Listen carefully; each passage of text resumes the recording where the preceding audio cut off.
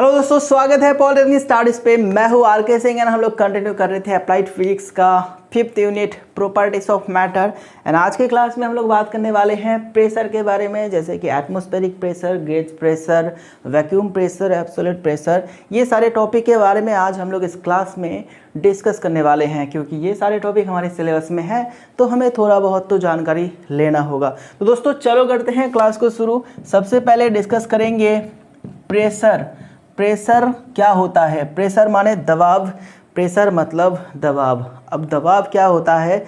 दबाव एक्चुअली एक तरह का फोर्स ही है। जब हम लोग किसी भी ऑब्जेक्ट के कोई भी सरफेस पे फोर्स अप्लाई करते हैं, ओके, तो उसको हम लोग कहते हैं दबाव। जैसे कि यहाँ पे देखो, ये हमारा क्या है? वाइट बोर्ड है। वाइट बोर्ड एक सरफेस है डेफिनेटली, ओके। इसमें मैं क्या कर रहा हूँ? ऐसे एक फोर्स दे रहा हूँ, ठीक है, ऐसे मैं इसको धक्का दे रहा हूँ, ओके।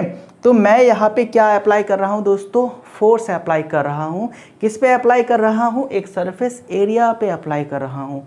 तो इस फोर्स को हम लोग कहेंगे प्रेशर, ठीक है। जब भी कोई फोर्स किसी भी सरफेस एरिया पे परपेंडिकुलरली एक्ट होगा, तब उसको हम लोग मेजर करते हैं दबाव के टर्म पे, प्रेशर के टर्म पे। तो प्रेशर को हम लोग ऐसे डिफाइन कर सकते हैं, प्रेशर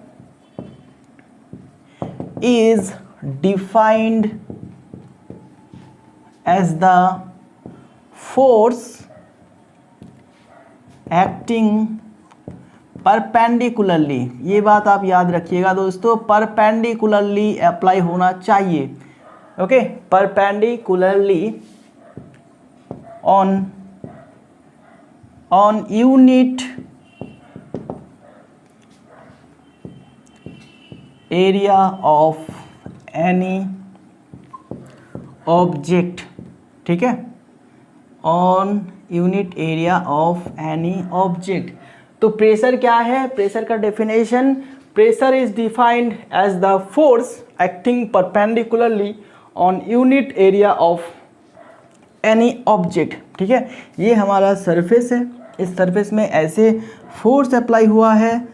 कैसे? बिल्कुल परपेंडिकुलरली, एकदम 90 डिग्री एंगल में प्रेशर फोर्स अप्लाई हुआ है, दैट इज़ F, ठीक है। एंड ये जिस एरिया में हुआ है उस एरिया का अगर हम लोग वैल्यू लिखते हैं A, तो हमारे पास प्रेशर क्या हो जाएगा दोस्तों? प्रेशर P इजिकल टू हो जाएगा F/A, फोर्स अपन एरिया, ठीक है, force upon area. And condition ये है कि फोर्स जो है वो एरिया पे 90 डिग्री एंगल पे एक्ट होना चाहिए, ठीक है। तो यहाँ पे हम लोग इसका पूरा फॉर्मूला लिखते हैं, pressure is equal to force पर एरिया, ठीक है। तो हमें अभी क्या पता चल गया है? इसका डेफिनेशन पता चल गया है एंड इसका फॉर्मूला भी पता चल गया है। तो यहाँ से हम लोग अभी ऐसा यूनिट भी निकाल सकते हैं, ठीक है, इसका यूनिट भी निकाल सकते हैं एंड डायमेंशनल फॉर्मूला भी निकाल सकते हैं, जैसे कि हम लोगों ने सारे केसेस में, सारे क्लासेस में ऐसे हम लोगों ने निकाले हैं। तो ऐसा यूनिट क्या होगा इसका? देखो, फोर्स का ऐसा यूनिट क्या है दोस्तों? हम लोग जानते हैं न्यूटन, एंड एरिया का ऐसा यूनिट है मीटर स्क्वायर, ओके। तो ये हमारा ऐसा यूनिट हो जाएगा प्रेशर का, न्यूटन पर मीटर स्क्वायर। और इसको हम लोग ऐसे भी लिख सकते हैं, न्यूटन मीटर उसका पावर -2। एंड इसी को एक और नाम से जाना जाता है, that is pascal. So pressure का ऐसा यूनिट क्या है? अगर आप कहते हैं न्यूटन पर मीटर स्क्वायर है तो वो भी सही है। अगर आप कहते हैं न्यूटन मीटर उसका पावर -2, ठीक है, तो ये भी बिल्कुल सही है। एंड अगर आप सिंपली कहते हैं प्रेशर माने पास्कल, प्रेशर का यूनिट पास्कल, ठीक है, तो वो भी बिल्कुल सही है। ये हो गया एसआई यूनिट, ओके। इसके बाद अगर हम लोग डायमेंशनल फार्मूला की बात करते हैं, dimensional formula, what will be the dimensional formula of pressure? So here it is. जैसे कि देखो, हम लोग ऐसे क्या करेंगे, अभी फोर्स अपन एरिया, प्रेशर का फॉर्मूला क्या है? Force upon area. तो फोर्स का डायमेंशन तो हम लोग जानते हैं, एरिया का डायमेंशन भी हम लोग जानते हैं। तो बिल्कुल यहाँ पे हम लोग ऐसे लिखेंगे, फोर्स का डायमेंशन जैसे MLT इनवर्स, ठीक है, एंड एरिया का डायमेंशन क्या है दोस्तों? L²। सो इसको अगर हम लोग कैलकुलेट करते हैं, तो हमें क्या मिलेगा? m, okay, L inverse T inverse, sorry यहाँ पे मैंने इसको थोड़ा सा गलती कर दी, ये 2 होगा तो इसलिए यहाँ पे भी 2 होगा। फोर्स का डायमेंशन फॉर्मूला क्या होता है, mLT उसका पावर -2, ठीक है। चलो, तो गलती में भी आप मिस्टेक मत करना, एग्ज़ाम में तो बिल्कुल नहीं, एग्ज़ाम में बिल्कुल नहीं, ठीक है। अगर गलती हो भी जाता है तो उसको चेक जब करोगे ना तो उसको आप करेक्ट कर लेना। इसीलिए पेपर सबमिट करने से पहले एक बार चेक कर लेना चाहिए कि मैंने जो भी लिखा वो सही लिखा कि नहीं, क्योंकि हमारे दिमाग में ऐसा कभी कभी चलता है, दिमाग में बिल्कुल ठीक है लेकिन हाथ जो है वो कुछ अलग लिख देता है। जैसे मैं अभी, ठीक है, मुझे ये वाला फॉर्मूला बिल्कुल पता था लेकिन हाथ जो है दोस्तों वो -1 लिख के बैठा है, तो इसमें तो क्या करूं अभी, ठीक है। इसलिए पेपर सबमिट करने से पहले बिल्कुल चेक कर लीजिएगा, 5 मिनट से कम लगेगा, बिल्कुल फटाफट से चेक करके देन सबमिट कीजिएगा। अगर कोई भी करेक्शन हो तो आप उसी 5 मिनट के अंदर कर सकते हैं, ठीक है। चलो, तो हमारे पास क्या हो गया दोस्तों, प्रेशर का डेफिनेशन आ गया, प्रेशर का फॉर्मूला आ गया, SI unit, dimensional formula, okay. चलो, अब देखो दोस्तों, किसी भी केस में अगर हम लोग प्रेशर को इंक्रीज़ कराना चाहते हैं या फिर प्रेशर को घटाना चाहते हैं तो हम लोग कैसे कर सकते हैं, हमारे पास फॉर्मूला है। तो हम लोग इसको कैसे कर सकते हैं दोस्तों, इसको 2 तरह से कर सकते हैं, एक तो एरिया को फिक्स रख के या फिर फोर्स को फिक्स रख के। देखो, अब चलो यहाँ पे बात करते हैं, प्रेशर इज इक्वल टू क्या है हमारे पास, ये है, ठीक है। प्रेशर का फॉर्मूला क्या हो गया, pressure is equal to force upon area. तो चलो मान लेते हैं अभी हम लोगों ने क्या किए हैं, एरिया को फिक्स कर दिए हैं कि एरिया हमारा बिल्कुल फिक्स रहेगा, एरिया में कोई बढ़ाव या फिर घटाव नहीं आएगा। तो देखो, जब हम लोग फोर्स को इंक्रीज़ करेंगे, ज़्यादा फोर्स लगाएंगे तो क्या होगा, प्रेशर भी हमारा ज़्यादा होगा। आपको दिख रहा है, चलो इधर लिख देता हूँ, नो प्रॉब्लम। यहाँ पे ए को मैंने रेड मार्क क्यों किया है, क्योंकि ए को हम लोगों ने, एरिया को हम लोगों ने फिक्स किए हैं। तो इस केस में अगर हम लोग फोर्स को बढ़ाते हैं, ज़्यादा फोर्स लगाते हैं, तो देखो क्या होगा दोस्तों, इस रिलेशन से हमें ये पता चलेगा कि P जो है, प्रेशर जो है वो भी बढ़ जाएगा, एंड फोर्स को अगर हम लोग घटाएंगे तो P भी घटेगा, ठीक है। ये तो पहला केस हो गया कि हम लोग ऐसे किसी भी ऑब्जेक्ट पे प्रेशर को बढ़ा सकते हैं एंड घटा सकते हैं। दूसरा केस देख लेते हैं, जब हम लोग फोर्स को क्या करेंगे, फोर्स को हम लोग फिक्स रखेंगे, ठीक है, फोर्स जो लगेगा वो बिल्कुल फिक्स रहेगा। तो अब इस केस में हम लोग एरिया को अगर बढ़ाते हैं, एरिया अगर ज़्यादा लेते हैं तो क्या होगा, प्रेशर कमेगा या फिर बढ़ेगा। दोस्तों देखो, ये नीचे है, ठीक है, ये नीचे है, इसको अगर हम लोग बढ़ाते हैं तो ये पूरा वैल्यू जो है दोस्तों ये आपका घट जाएगा। तो एरिया को अगर हम लोग इंक्रीज़ करते हैं तो प्रेशर डिक्रीज़ होगा, एरिया को अगर डिक्रीज़ करते हैं तो प्रेशर इंक्रीज़ होगा, ठीक है। बात समझ में आया। चलो इसका भी एग्जांपल देते हैं। इसी कंसेप्ट को हम लोग हमारे प्रैक्टिकल लाइफ में, डेली लाइफ में बहुत ज़्यादा यूज़ करते हैं। जैसे जो हैंडबैग होते हैं दोस्तों, जिसमें हम लोग चीज़ें ले जाते हैं ना, ठीक है, मार्केट टारगेट करने जाते हैं, तो जो हैंडबैग होता है उसका स्ट्रिप, उसका जो हैंडल होता है वो अगर पतला होगा तो हमें उसे पकड़ने के लिए ज़्यादा तकलीफ़ होगा, ठीक है, उसे पकड़ने के लिए हमारे हाथ में ज़्यादा तकलीफ़ होगा। लेकिन अगर वहीं पे उस हैंडल का जो विड्थ होता है, ठीक है, एरिया होता है, वो अगर ज़्यादा होगा तो उसको हम लोग ईजीली ले जा सकते हैं, उतना तकलीफ़ नहीं होगा, ठीक है। ये प्रैक्टिकल एग्जांपल है, ठीक है। आप ट्राई करके देखिएगा। 2 तरह के बैग लीजिएगा, एक छोटा सा बैग, दोनों ही एक साइज़ का बैग लीजिएगा, ठीक है। एक तो आपका पतला हैंडल वाला, ठीक है, जिसका बहुत ही पतला हैंडल रहता है, एंड एक आप लीजिएगा बहुत ही मोटा हैंडल, ठीक है। दोनों में सेम वज़न आप डालिएगा। मान लेते हैं यहाँ पे 5 किलोग्राम डाले हैं, यहाँ पे भी 5 किलोग्राम डाले हैं, तो एक हाथ से इसको पकड़िएगा, एक हाथ से इसको पकड़िएगा। तो फिर देखिएगा कि कौन से वाले बैग में कौन से वाली बैग को, ठीक है, कौन से वाले बैग को ले जाने के लिए, पकड़ने के लिए आपको ज़्यादा तकलीफ़ हो रहा है। एंड डेफिनेटली ये वाला होगा आपका आंसर कि ये पकड़ने में ज़्यादा तकलीफ़ हो रहा है, ठीक है। क्योंकि देखो इस हैंडल का जो एरिया है वो बहुत ही कम है, ठीक है, बहुत ही कम है। तो प्रेशर क्या होगा, प्रेशर ज़्यादा होगा। एरिया अगर कम होता है, प्रेशर ज़्यादा होगा, तो हमारे हाथ में जो है, जहाँ पे हम लोग पकड़ेंगे जिस हाथ से, उसमें प्रेशर ज़्यादा डालेगा। लेकिन यहाँ पे देखिए, यहाँ पे क्या है, इस बैग का जो हैंडल है उसका एरिया अब ज़्यादा है। एरिया अगर ज़्यादा होता है तो प्रेशर घट जाएगा, तो हमारे हाथ में ये बैग उतना प्रेशर नहीं देगा एंड हमें तकलीफ़ भी उतना ज़्यादा नहीं होगा। तो यही बात है दोस्तों, जिसके लिए बैकपैक जो होते हैं, जो हम लोग जो बैग हम लोग पीठ में ले जाते हैं ना, उसका जो स्ट्रिप होता है, देखिएगा उसका जो स्ट्रिप अगर पतला होगा तो हमारे कंधों पे ज़्यादा तकलीफ़ होगा, ठीक है, कंधों पे ज़्यादा तकलीफ़ होगा। लेकिन उसका जो स्ट्रिप है, बैग का जो स्ट्रिप है, वो अगर मोटा होता है तो फिर क्या होगा, उतना ज़्यादा तकलीफ़ नहीं होगा। इसीलिए बड़े बड़े जो बैग है जो कि ट्रैवलर्स यूज़ करते हैं, जिसमें ज़्यादा वज़न, ज़्यादा चीज़ें रखा जाता है, उस बैग में क्या किया जाता है, जो स्ट्रिप है वो मोटा दिया जाता है एंड उसी के साथ उसमें फोम भी डाला जाता है ताकि ज़्यादा तकलीफ़ ना हो, ठीक है। चलो एक और छोटा एग्जांपल देते हैं, जैसे कि कैसा एग्जांपल ले, जैसे कि ये हमारा कोई लकड़ी है, ठीक है, कोई लकड़ी का टुकड़ा है, इसमें हम लोग एक ऐसे कील को घुसाएंगे, कील बोले तो पिन, ठीक है, ऐसे पिन को घुसाएंगे। पिन का जो हेड होता है वो कुछ इस तरह नुकीला होता है, ओके। एंड दूसरा पिन जो है दोस्तों, दूसरा पिन बिल्कुल सेम पिन, लेकिन इसका जो नुकीला भाग है दोस्तों वो नहीं है, इसमें ऐसा है, ओके।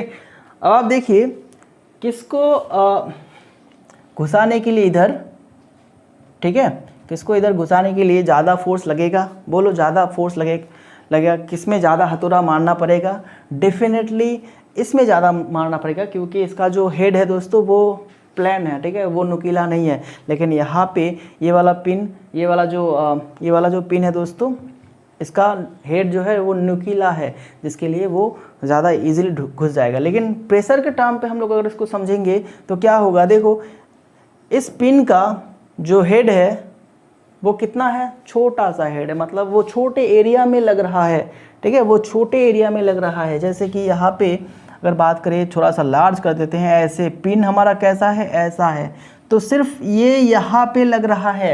एरिया कितना है, बहुत ज़्यादा बहुत कम है, ठीक है, एरिया जो है वो बहुत ही कम है। तो इसीलिए यहाँ पे जो प्रेशर होगा, प्रेशर बहुत ज़्यादा होगा, ज़्यादा प्रेशर होगा तो ज़्यादा जल्दी घुसेगा।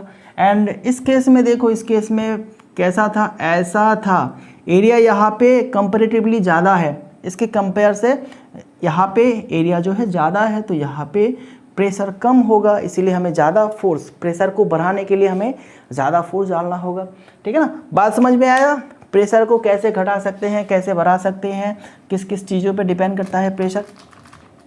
चलो ये तो फोर्स के टर्म पे हो गया। अभी हम लोग सीखेंगे एटमॉस्फेरिक प्रेशर के बारे में, ठीक है।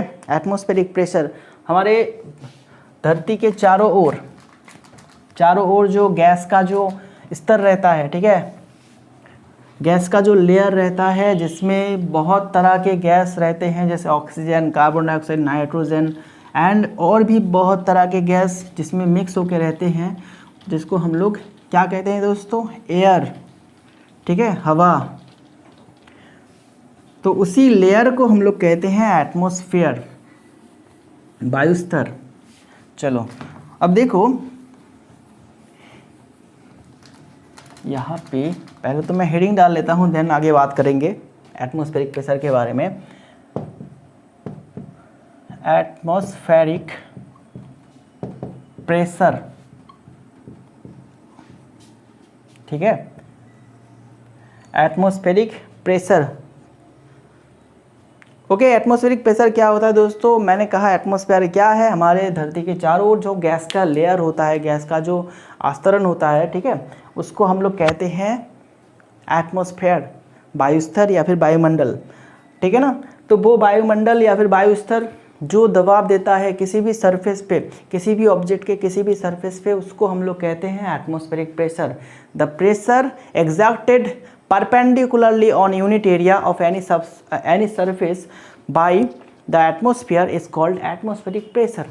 तो किसी भी सरफेस के ऊपर परपेंडिकुलरली जो दबाव वायुमंडल देता है उसी को हम लोग कहते हैं वायुस्तरीय दबाव या फिर वायुमंडलीय दबाव।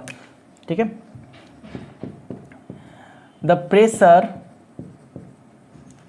प्रेशर की जगह पे हम लोग फोर्स भी लिख सकते हैं, क्योंकि हम लोग यहाँ पे एरिया का मेंशन करेंगे तो यहाँ पे लिखेंगे हम लोग द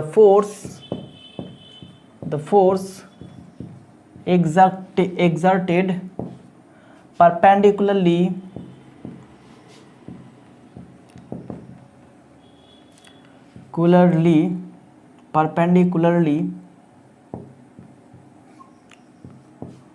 on unit area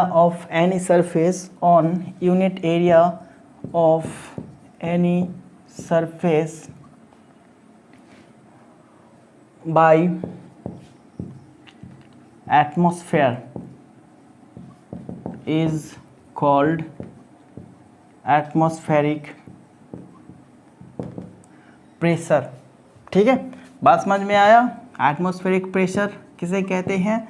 किसी भी सरफेस के ऊपर परपेंडिकुलरली एटमॉस्फेयर जो फोर्स देता है उसी को हम लोग कहते हैं क्या? Atmospheric pressure. तो एटमॉस्फेरिक प्रेशर का यूनिट जो होता है दोस्तों, हम लोग यहाँ पे एटमॉस्फेरिक प्रेशर को मेजर करने के लिए हम लोग यूज़ करते हैं यूनिट ATM। ठीक है, atmosphere unit of atmospheric pressure,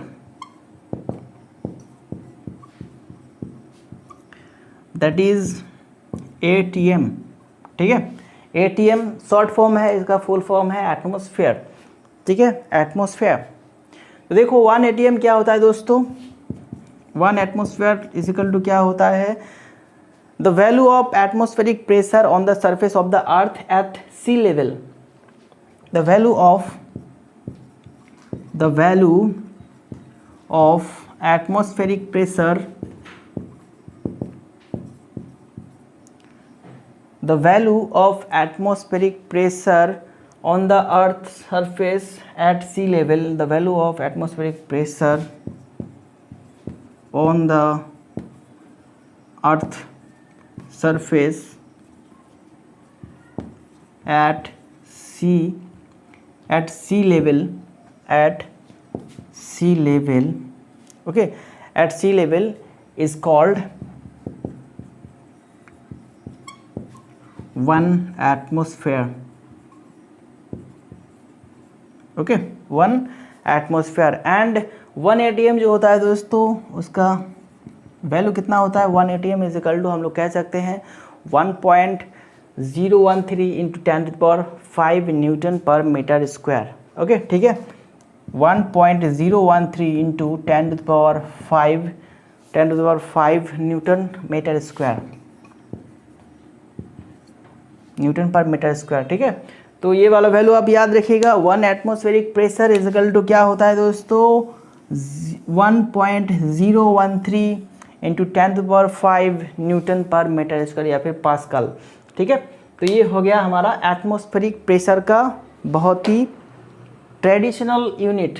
ठीक है, और भी बहुत सारे यूनिट है एटमॉस्फेरिक प्रेशर मेजर करने का, लेकिन हम लोग ज़्यादातर क्या यूज़ करते हैं? ये वाला यूनिट यूज़ करते हैं 1 ATM। ठीक है, ATM बोले तो atmospheric pressure, the value of atmospheric pressure on the earth surface at sea level. तो अर्थ सरफेस में सी लेवल पे, ठीक है, समुद्र के ऊपर जो दबाव वायु स्तर देता है, ठीक है, उसी को हम लोग कहते हैं 1 ATM। चलो अब आगे बढ़ते हैं दोस्तों। आगे हम लोग बाकी सब यूनिट को देख लेते हैं। एटमॉस्फेरिक प्रेशर को हम लोग और भी बहुत सारे यूनिट से मेजर कर सकते हैं, तो वो भी यूनिट हम लोग देख लेते हैं। ये तो एक यूनिट हम लोगों ने देख लिया, बहुत ही ट्रेडिशनल एंड बहुत ही यूज़ होने वाली यूनिट ATM। अभी हम लोग बाकी यूनिट भी देखेंगे, जैसे कि आपका टॉर होता है, बार होता है, ठीक है, एंड मिलीमीटर और centimetre of the height of mercury. चलो एक एक करके सभी बात करेंगे। तो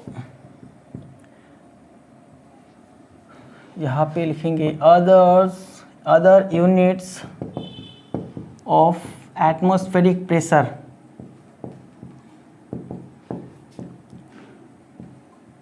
okay, other units of atmospheric pressure, जैसे कि पास्कल से भी हम लोग इसको मेजर कर सकते हैं, पास्कल से भी। ठीक है, हम लोग क्या जानते हैं दोस्तों, 1 pascal is equal to 1 newton metre square, newton पर मीटर स्क्वायर हो गया, ये एक यूनिट हो गया। देन उसके बाद हम लोग बात कर सकते हैं आपका मरकरी कॉलम का जो हाइट होता है उससे भी मिलीमीटर और सेंटीमीटर। ठीक है, मिलीमीटर और सेंटीमीटर ऑफ मरकरी कॉलम।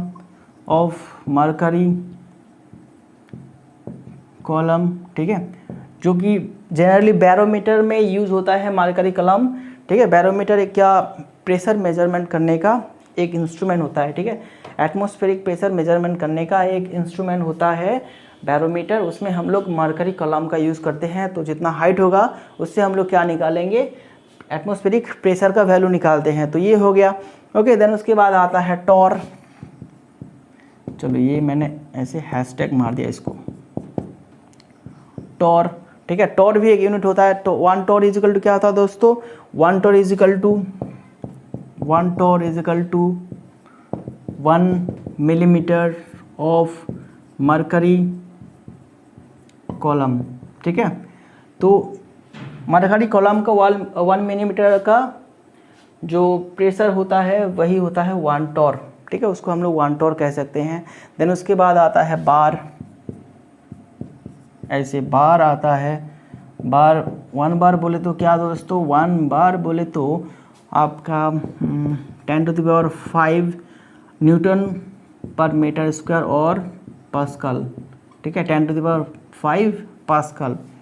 ठीक है, एंड 1 मिलीबार से भी हम लोग ऐसे मिलीबार से भी निकालते हैं, यूज़ करते हैं। तो यहाँ पे क्या हो जाएगा, 1 मिलीबार इज इक्वल टू 10⁵, इसका पावर होगा -3। तो अल्टीमेटली हमारे पास 100 पास्कल आ जाएगा, 100 पास्कल।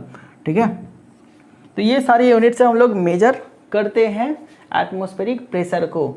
जनरली हम लोग ATM ही यूज़ करते हैं। एटमॉस्फेयर जो यूनिट है वही हम लोग यूज़ करते हैं, लेकिन किसी किसी केस में, किसी किसी न्यूमेरिकल में आपको इस तरह के वैल्यू भी दिया जा सकता है, टॉर भी लिखा जा सकता है, बार भी आपको दिया जा सकता है। तो आपको कन्वर्ट कर लेना है। ठीक है, आपको कन्वर्ट कर लेना है कि आप अगर न्यूटन मीटर में ही सारे यूनिट चाहते हैं तो आपको बार से ऐसे कन्वर्ट कर लेना है। ठीक है, चलो तो आगे हम लोग बात करेंगे अभी गेज प्रेशर के बारे में। गेज प्रेशर क्या होता है, what is the gauge pressure. ठीक है, गेज प्रेशर आज आप लोगों ने नया नाम सुना होगा, गेज प्रेशर। ये गेज प्रेशर क्या होता है, देखो दोस्तों, गेज प्रेशर अलग से कोई अलग सा प्रेशर नहीं है, सिर्फ वो वाला वैल्यू है प्रेशर का जो कि हम लोग किसी भी प्रेशर मेजरिंग इंस्ट्रूमेंट से मापते हैं। ठीक है, उसी को हम लोग कहते हैं गेज प्रेशर। ठीक है, सॉरी इसको भी इरेज करना था। अभी यहाँ पे हेडिंग लगाते हैं gauge pressure.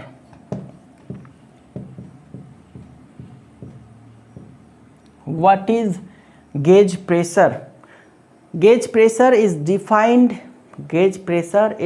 as the pressure which is measured with the help of a pressure measuring instrument in which the atmospheric pressure is taken as reference। ठीक है, तो यहाँ पे हम लोग क्या लिखेंगे दोस्तों, gauge pressure is defined as the pressure which is measured with the help of pressure measuring instrument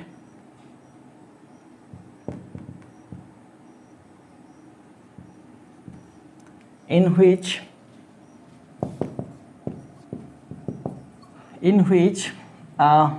atmospheric pressure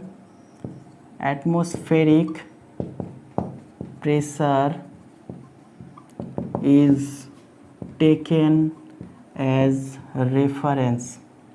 ठीक है, तो देखो गेज प्रेशर क्या है दोस्तों, गेज प्रेशर वो प्रेशर है जिसको हम लोग किसी भी प्रेशर मेजरमेंट करने की इंस्ट्रूमेंट से मेजर करते हैं। ठीक है, ओके। एंड जहाँ पे क्या किया जाता है, एटमॉस्फेरिक प्रेशर को रेफरेंस रखा जाता है, मतलब एटमॉस्फेरिक प्रेशर को हम लोग मानते हैं ज़ीरो, उसके ऊपर जो भी प्रेशर है उसी के रेफरेंस में हम लोग प्रेशर को मेजर करते हैं किसी भी प्रेशर मेजरिंग इंस्ट्रूमेंट से। तो उस प्रेशर को हम लोग कहते हैं gauge pressure.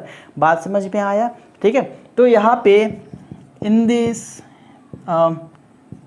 This case atmospheric in this case the अच्छा, इसको इस तरह से लिखेंगे तो बेहतर रहेगा। In the scale of the pressure measuring instrument,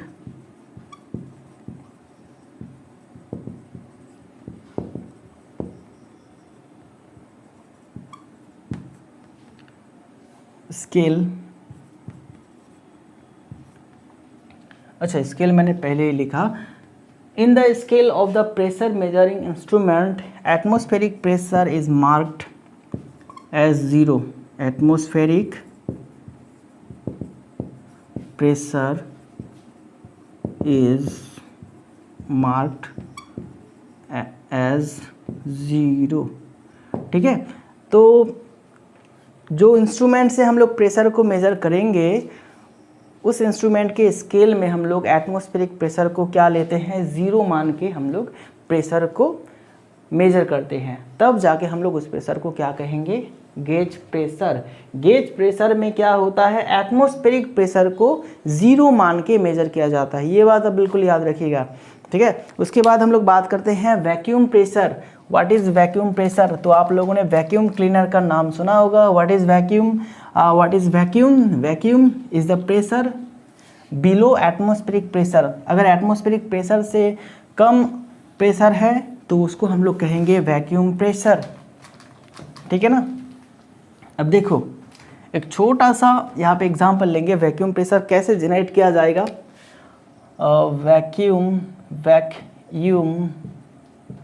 okay, vacuum का स्पेलिंग कुछ इस तरह से WUM, सॉरी ई नहीं होता है, वैक्यूम प्रेशर। तो देखो एक टीन का डब्बा है, ऐसे एक टीन का डब्बा हम लोगों ने लिए हैं, एक टीन का डब्बा। ठीक है, तो इस टीन के डब्बे में हम लोगों ने इतना लेवल क्या रखा है, पानी रखा है, इतना लेवल हम लोगों ने पानी रखा है, इसका ये ढक्कन, एंड इसको हम लोग ऐसे हीट देंगे, यहाँ से ऐसे हीट देंगे तो क्या होगा दोस्तों, ये पानी उबलने लगेगा, वेपोराइज होगा। ठीक है, मतलब वाटर वेपर प्रोड्यूस होगा एंड इस मुंह से वो क्या होगा, निकल जाएगा। इस टू वेपर जो है दोस्तों वो निकल जाएगा। ठीक है, ओके। एंड जब निकलेगा तब हम लोग क्या करेंगे दोस्तों, बहुत सारे वेपर ऐसे निकल गया। निकलने के बाद हम लोगों ने इस ढक्कन को ऐसे फिक्स कर दिए, मतलब बंद कर दिए हैं। ठीक है, बंद करने के बाद हम लोगों ने ये जो टीन का डब्बा है इसको हम लोगों ने ऐसे पानी देके, बाहर से पानी देके ठंडा किए हैं। तो ठंडा करने के बाद हमें देखने को मिलेगा कि ये जो टीन का डब्बा है ये अपने आप पिचक जा रहा है। पिचक बोले तो ऐसे बाहर से ऐसे कोई जैसे इसको फोर्स दे रहा है। ये जो दीवारें हैं, ठीक है, ये जो वॉल्स है टीन का डब्बा का, वो अंदर की तरफ घुस रहा है अपने आप। ठीक है, तो यहाँ पे हम लोगों ने क्या किए हैं दोस्तों, यहाँ पे हम लोगों ने वैक्यूम प्रेशर क्रिएट किए हैं, क्योंकि यहाँ पे जितना भी गैस था उसको हम लोगों ने निकाल दिए हैं। ठीक है ना। अब निकालने के बाद उसको हम लोगों ने बंद कर दिए हैं।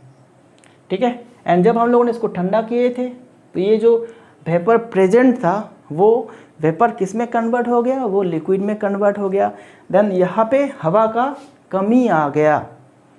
ठीक है, हवा का कमी आ गया जिसको हम लोग वैक्यूम कह सकते हैं। तो यहाँ पे एक वैक्यूम क्रिएट हुआ एंड इसी वैक्यूम को फिलअप करने के लिए बाहर जितने भी हवा है वो इसके वॉल्स पे ऐसे दबाव देने लगा, जिसकी वजह से ये टीन का डब्बा ऐसे पिचक जाता है। ठीक है, तो ये छोटा सा एक्सपेरिमेंट है, आप कर सकते हैं ये छोटा सा एक्सपेरिमेंट।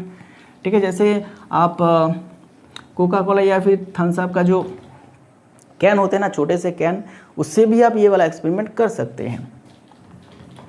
चलो, तो देखो वैक्यूम प्रेशर को हम लोग सिंपली ऐसे डिफाइन करेंगे, vacuum pressure is defined as the pressure below the atmospheric pressure. Vacuum pressure is defined as the pressure below atmospheric pressure, below atmospheric pressure।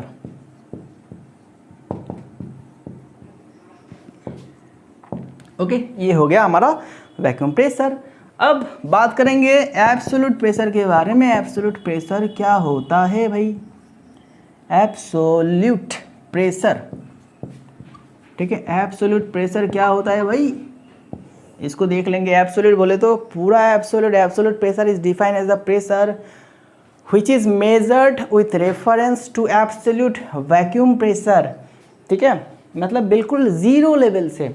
हम लोग गेज प्रेशर जब मेजर कर रहे थे तो हम लोग रेफरेंस किसको लिए थे? हम लोग रेफरेंस लिए थे आपका एटमॉस्फेरिक प्रेशर को। एटमॉस्फेरिक प्रेशर से ऊपर स्केल हम लोगों ने देखे थे।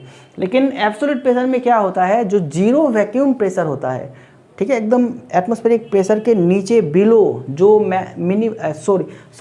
जो सबसे कम होता है उसको हम लोग लेते हैं। एब्सोल्यूट ज़ीरो प्रेशर को हम लोग एज ए रेफरेंस लेते हैं। ठीक है, चलो इसको समझते हैं। देखो पहले तो इसका डेफिनेशन हम लोग लिख लेते हैं। Absolute pressure is defined as the absolute pressure is defined as the pressure, absolute pressure is defined as the pressure which is measured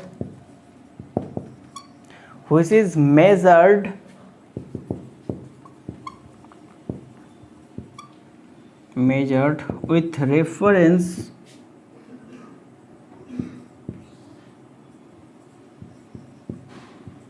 to absolute vacuum pressure. ठीक है, ओके, चलो ये पहले तो ये डेफिनेशन आप लिख लीजिए, देन हम लोग चारों को एक साथ कंपेयर करके सीखेंगे। ठीक है ना, तो बात बहुत इजीली आपको समझ में आ जाएगा। ठीक है, तो आप लोगों ने डेफिनेशन लिख लिए हैं। अब हम लोग देखते हैं चारों का रिलेशन, जो भी हम लोगों ने अभी सीखे हैं, atmospheric pressure, gauge pressure, vacuum pressure and absolute pressure, ये चारों का क्या रिलेशन होता है इसको अभी हम लोग समझ लेते हैं। तो आपको चारों क्लियर हो जाएगा। चलो एक छोटा सा ग्राफ बनाते हैं यहाँ पे हम लोग, और ऐसे ग्राफ हो गया हमारा। ऐसे क्या हो गया दोस्तों? ग्राफ हो गया हमारा। अभी देखो ये है सबसे कम वैल्यू प्रेशर का, बोले तो एब्सोल्यूट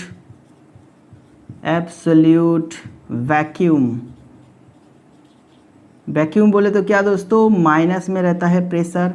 तो ये जितना माइनस सबसे कम जितना हो सकता है वो है आपका एब्सोल्यूट वैक्यूम। ओके, प्रेशर सबसे नीचे जितना कम हो सकता है उसी को हम लोग कहते हैं एब्सोल्यूट वैक्यूम। तो एब्सोल्यूट वैक्यूम अगर ये लाइन है तो एटमॉस्फेरिक प्रेशर हमारा लगभग मान लेते हैं यहाँ पे है एटमॉस्फेरिक प्रेशर। ठीक है, इधर तो प्रेशर का वैल्यू क्या है दोस्तों? माइनस है प्रेशर का वैल्यू, तो ये धीरे ऊपर जाएगा एंड यहाँ पे हमारा है आपका एटमॉस्फेरिक प्रेशर। ये वाला लाइन किसका है दोस्तों? Atmospheric pressure. तो इस वाला लाइन को हम लोग मान लेते हैं एटमॉस्फेरिक प्रेशर।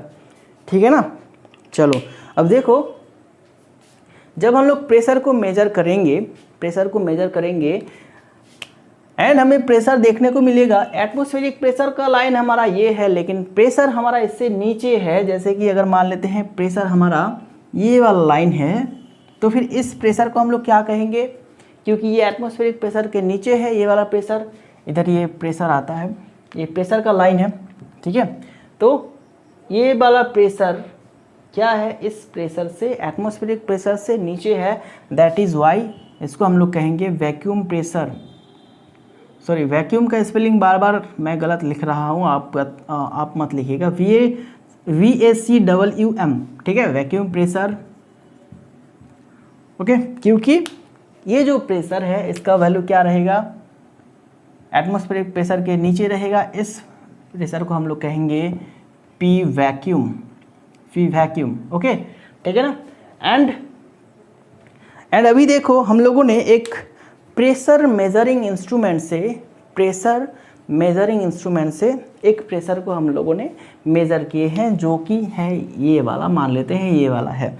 एंड जहाँ पे हम लोगों ने एटमॉस्फेरिक प्रेशर को 0 प्रेशर माने हैं, यहाँ से हम लोगों ने क्या किए हैं, काउंट करना शुरू किए हैं। एटमॉस्फेरिक प्रेशर को हम लोगों ने रेफरेंस लिए हैं, यहाँ से हम लोग ऐसे ऐसे मेजर कर रहे हैं। तो ये वाला प्रेशर, ये वाला इस प्रेशर को हम लोग क्या कहेंगे, दैट इज़ गेज प्रेशर, ठीक है।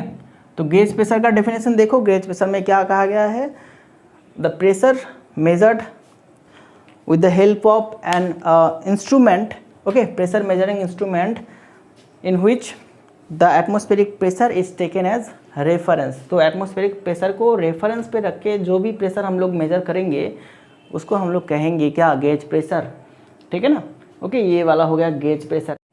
एंड एब्सोल्यूट प्रेशर क्या है दोस्तों, एब्सोल्यूट प्रेशर है वो प्रेशर जिसको हम लोग एब्सोल्यूट वैक्यूम से मेजर करते हैं, मतलब यहाँ से लेके यहाँ तक, ठीक है, यहाँ से लेके यहाँ तक ये जो टोटल प्रेशर होगा इसको हम लोग कहेंगे एब्सोल्यूट प्रेशर,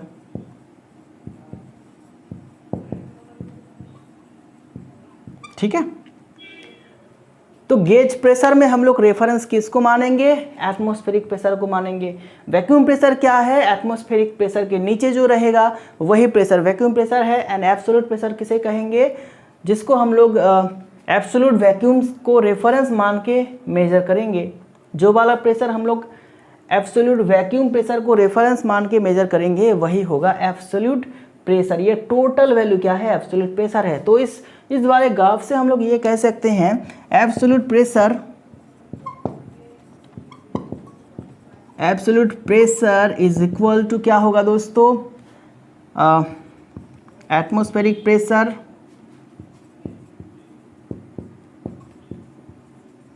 ठीक है। यहाँ से यहाँ तक ये क्या है, एटमॉस्फेरिक प्रेशर है PATM, ठीक है। यहाँ से यहाँ तक ये एटमॉस्फेरिक प्रेशर है। तो एटमॉस्फेरिक प्रेशर प्लस क्या होगा दोस्तों, इतना पार्ट क्या है आपका, gauge pressure,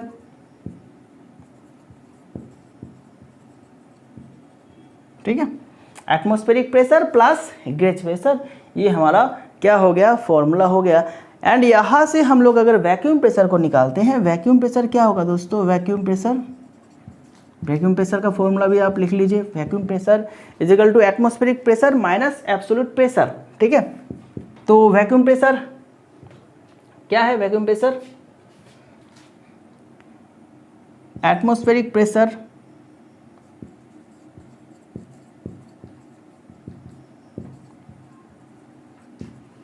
minus absolute pressure,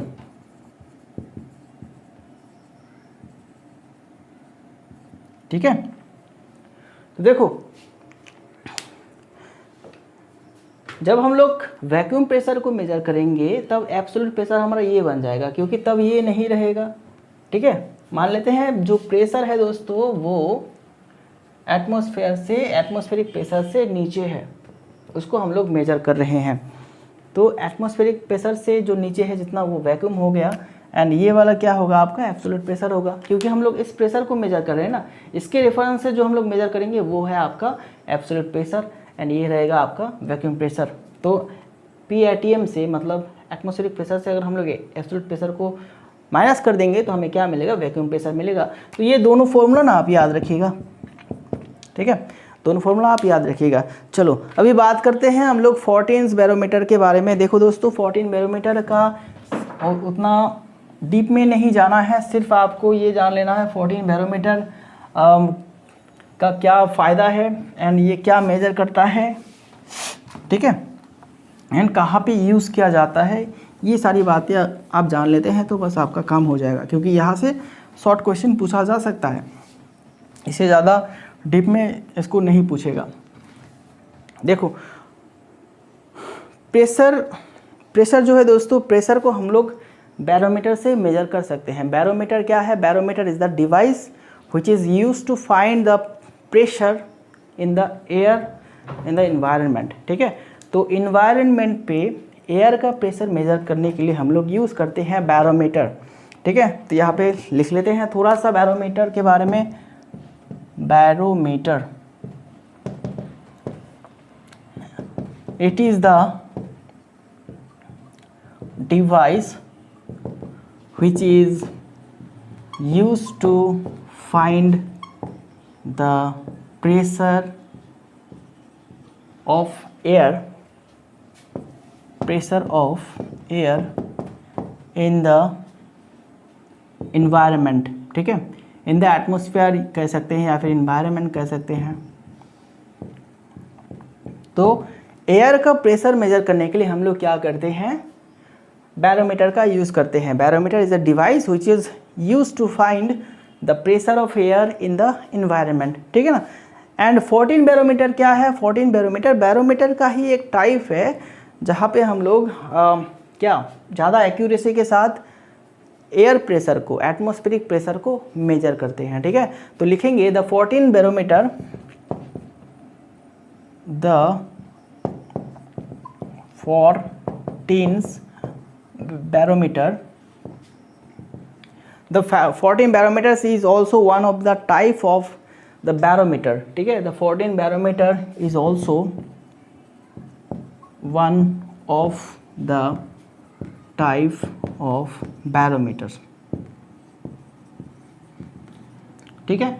14 barometer क्या है दोस्तों, बैरोमीटर का एक टाइप है and is also use to find the air pressure in the environment, ठीक है, and is also used to find the pressure of air in the environment, ठीक है, in the environment. And in this type of barometer the mercury is the working fluid, and in this type of barometer mercury is the working fluid, ठीक है।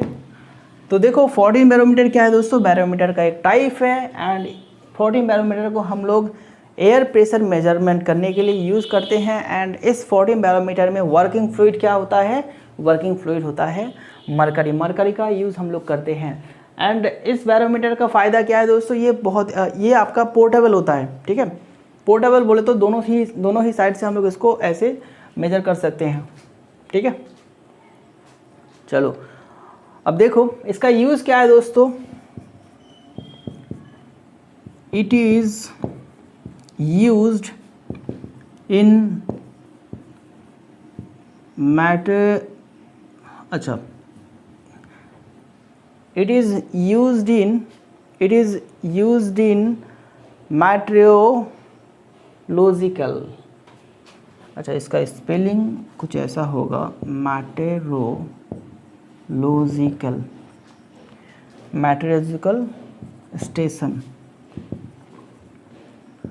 to find the pressure of pressure of air correctly, accurately, ठीक है। तो इसको हम लोग कहाँ पे यूज़ करते हैं दोस्तों? Metrological station. अब मेट्रोलॉजिकल स्टेशन क्या है? जो वायुमंडलीय दफ्तर होता है ना दोस्तों, जहाँ पे आबोहवा दफ्तर, ठीक है, आबोहवा दफ्तर जो कि आबोहवा का पूर्वाभास देता है, ठीक है, फोरकास्टिंग करता है कि कब बारिश होने वाला है, कब निम्नचाप होगा, कहाँ से निम्नचाप आएगा, प्रेशर क्या है, ह्यूमिडिटी क्या है, टेम्परेचर क्या है, ठीक है। ये सभी कहाँ से हमें पता चलता है? जो हम लोग इंटरनेट में हमें जो देखने को मिलता है, जो वैल्यूज़, ठीक है, वो कहाँ से हमें मिलता है? मेट्रोलॉजिकल स्टेशन से, ठीक है, आबोहवा दफ्तर, ठीक है। तो यहाँ पे यूज़ किया जाता है 14 बैरोमीटर को, वो भी किस लिए? वो भी आपका प्रेशर मेज़र करने के लिए, एयर प्रेशर मेज़र करने के लिए कि एयर का प्रेशर क्या है। अगर निम्न दबाव होगा, निम्नचाप होगा, तो फिर क्या आएगा दोस्तों?